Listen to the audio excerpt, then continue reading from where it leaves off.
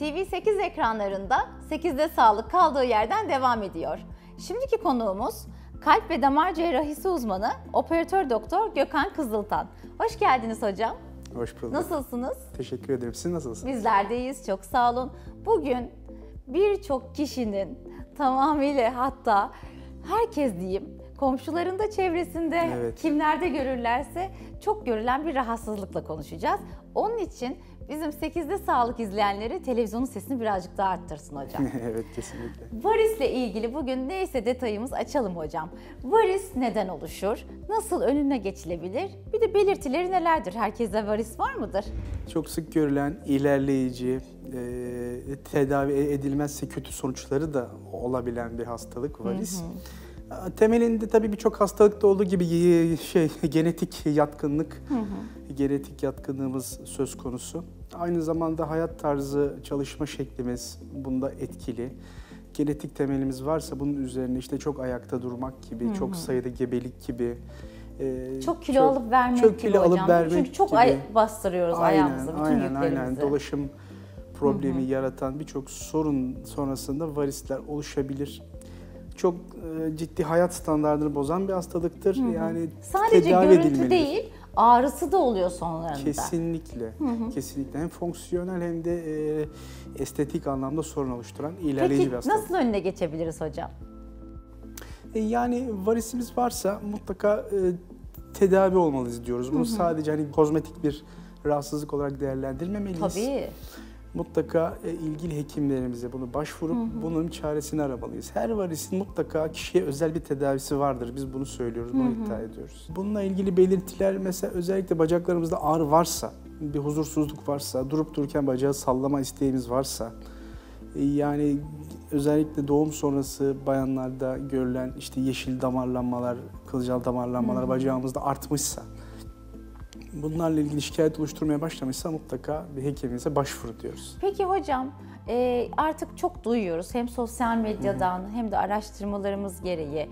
Bir ameliyatlı var, bir de ameliyatsızları var. Evet. Ameliyatsız olarak varis tedavi edilebiliyor mu gerçekten? Evet, yani kişiye özel tedaviden de kastımız bu. Öncelikle hastayı ultrasona değerlendiriyoruz. Venöz Doppler bizim bu hastalığı tedavi etmedeki kılavuzumuz. Ayrıntılı bir damar haritası çıkarıyoruz hastadan. Ne demek damar haritası? Ultrasonda değerlendiriyoruz. Hangi damarda yetmezlik var, kaçak var, bunları tespit ediyoruz.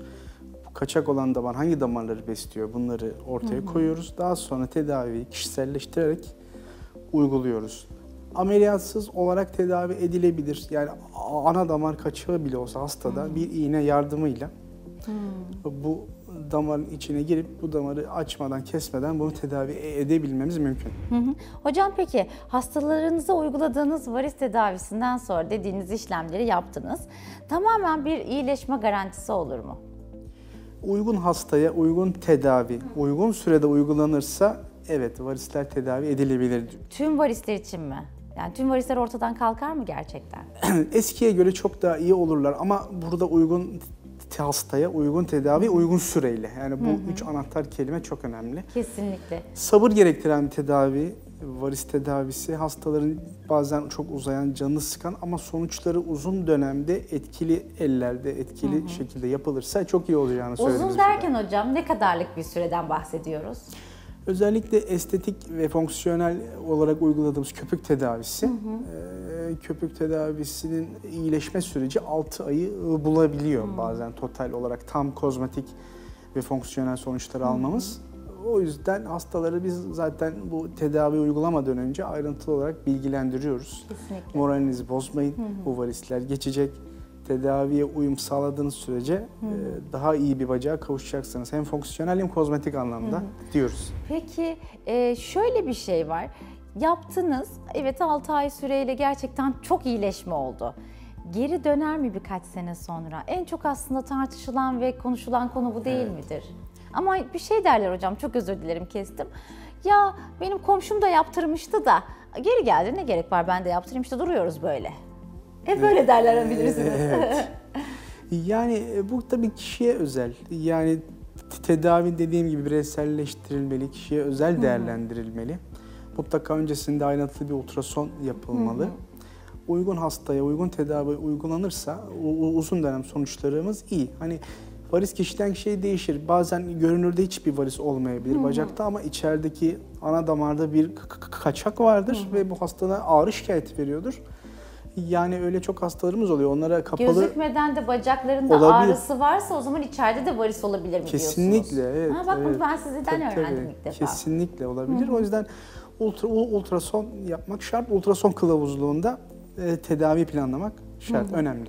Hocam bir de kapalı operasyonlar var, varis operasyonları. Evet. Bunlarla ilgili birazcık da bilgi alabilir miyiz? Kapalı operasyonlar yani eskiden açık ameliyatlar vardı. Damar işte kasık bölgesinden açılarak damar çekip çıkarılıyordu. Bunlar çok uzun yatışlar gerektiren çok ağrılı süreçlerdi. Artık böyle yapmıyoruz. Ne yapıyoruz? Ultrason eşliğinde küçük bir iğne yardımıyla damarın içine girip özel bir radyo frekans teli ya da bir yapıştırıcı, kişiye göre değişir, hekim tercihidir, yaparak damarı iptal ediyoruz. O genişlemiş varisli damarı, içerideki damarı iptal ediyoruz. Bu kısa süren bir işlem. İşlemden sonra hemen aynı gün klinikten çıkabilir. Hastaneden taburcu olabilir. Sosyal hayatına hemen dönebiliyor. Aynen, sosyal hayatına dönebilir. Bir ağrı süresi çok kısıdır. Yani sadece bir aşı olmak gibi. Yani çok rahatmış hocam rahat gerçekten. şekilde, evet, tedavi Peki biraz edilir. önce köpük tedavisi dediniz. Ben orayı kaçırmak istemiyorum. Köpük tedavisinden de biraz bahsedebilir misiniz? Evet. Köpük tedavisi ultrason yaptığımız hastalarda yani ana damar kaçağı yoksa, yani kapalı radyo frekans ya da yapıştırma varis operasyon işlemine gerek duyulmuyorsa, yüzeyel, özellikle kadınlarda doğum sonrası görülen yeşil damarlar, böyle ağaç dalı gibi bacakları saran yeşil damarlar, kılcal damarlar varsa bunlara yönelik uygulanan bir tedavi. Yani %50 kozmetik, %50 fonksiyonel. Peki bu köpük tedavisinde de sosyal hayata dönme süreci nasıl hocam? O da aynı şekilde klinik ortamında, muayenehane ortamında rahatlıkla yapılabilen, işte 30-50 dakikalık seanslar halinde ilacı enjektörlerle, havayla karıştırılarak köpük elde edip daha sonra bunu damar içine verdiğimiz bir tedavi yöntemi. Skleroterapi denir, tıptaki adı, halk arasında köpük tedavisi. Mutlaka etkin ellerde uygun şekilde, uygun hasta yapıldığında çok etkili sonuç veren bir tedavidir. Yani, çok da duyulan bir tedavi. Evet. Kolay olduğu için de büyük ihtimal insanlar da gerçekten ve siz hekimlerimiz de gerçekten bunu çok daha uygulamayı seviyorsunuz diye düşünüyorum. Evet. Yani çabuk uygulanabilir. Sonrasında hani yaptırdıktan sonra hastada rahatlama sağlar. Ama şu şekilde hani sonrasında işte varis çorabı ve kompresyon çorapları dediğimiz varis çorabı tedavisini sonrası da önemli bir bakımı, el bakımı da. Giymek gerekiyor. Bunu da uygun süreyle işte işlemden bir 36 saat boyunca hiç çıkarmadan giymemiz gerekiyor. Daha sonra 2-3 hafta güneşe direkt göstermemiz gerekiyor. Dolayısıyla sonbahar ayları, şimdi önümüzde sonbahara giriyoruz. Skleroterapi yaptırmak için çok ideal zaman. Çok ideal bir zaman kesinlikle. Yazı atlattık, evet. Yaptırabiliriz. Yani uygun şekilde, uygun hastada çok iyi sonuçlar veren bir tedavi. Gökhan hocam, sizi bulmuşken, bu kadar engin bilgiye sahipken de şunu sormak istiyorum. Buyurun. Varis görüntüsü evet çok dediğiniz gibi yeşilli görüntülü. Bir de bunların çok ince görüntülü, böyle örümcek ağı gibi görüntülüler var. Bunlar nedir? Bunları nasıl tedavi ediyoruz? Evet, bunlar kılcal damar dediğimiz spider telenjektaziler, tıptaki adı kılcal damar örümcek ağı varisleri. Bunlar eğer iğne girmeyecek kadar, yani skleroterapi iğnesi girmeyecek kadar küçükse özel bir radyo frekans cihazı var. Cilt üzerinden uygulanan böyle bir kalem şeklinde küçük bir iğnesi Isı olan. mı veriyor hocam? Radyo frekans enerjisi veriyor. Tamamen cilde zarar vermeden, diğer çevre dokulara zarar vermeden, sadece damara kanalize olarak onu yok eden bir tedavi. Radyo frekans kılcal damar tedavisi. Peki seans mı sürüyor hocam, yoksa bir kere de geçiyor mu bunlar? Yani bir kere de belli bir atım sayısına ulaşıyoruz. Damarın sayısı eğer azsa bir seansta da geçme imkanı var. Çözüm bulunabilir. Eğer çok yoğunsa kılcal damarlar hastamızda 1-2 seans yapmak da gerekebiliyor Peki sonrasında. kılcal damarlı kişilerde, dediğimiz o örümcek ağı olan kişilerde tedavi yöntemi ne oluyor hocam? Bu dediğiniz köpük tedavisi mi? Öncelikle köpük tedavisi, yani biraz büyükse, şimdi kılcal damar dediğimiz kılcal damarın da damarın çapları var. Yani onu da bir hekim olarak değerlendiriyoruz biz öncesinde. Ultrasonla bakıyoruz.